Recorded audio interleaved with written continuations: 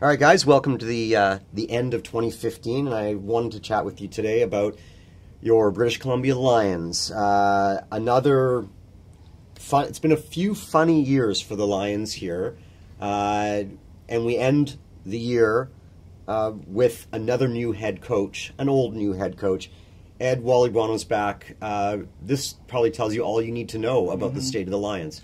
Yeah, well, unlike past years, I think there's a whole different set of table stakes. It's almost like the credibility of the franchise is at stake right now. Now, look, Wally's track record speaks for itself. Does all the items on his resume. We don't have to talk about that, but the fact remains he's yesterday's man. He's a 66-year-old guy who's taking over the head coach and GM's job, and you just wonder if he has the game to revive this franchise.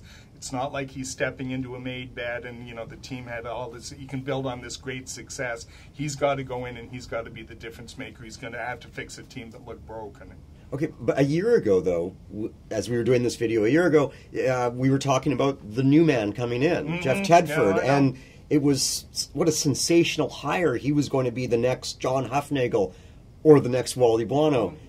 A year later, he's gone. So who's this on? Because that's not supposed to happen, that the head coach walks out after 12 months. It doesn't make sense. Who's this on? Or is it on no one? Well, no, it's on Wally. It's on Wally. He's the guy at the top of the marquee. He is the he's in football ops. He's the man.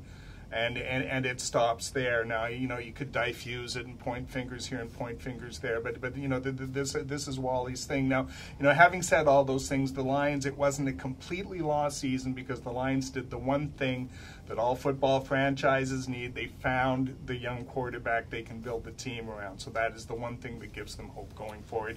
Named Jonathan Jennings, by the way. Right. Paul, speaking of Jennings, one of the things you often talk about is the CFL's lack of star power, marketing. We don't know who anybody is in the CFL. So it looks like Travis Lulay is now yesterday's man as a quarterback and may actually end up, coaching this team at some point. Yeah. Smart guy. Jonathan Jennings is a young kid who was, if I'm not mistaken, he was like... working in a factory, essentially, when the Lions brought him to Vancouver. Working in a coal mine. Was he working in a coal mine? Okay. Going downtown. Even better. Yeah.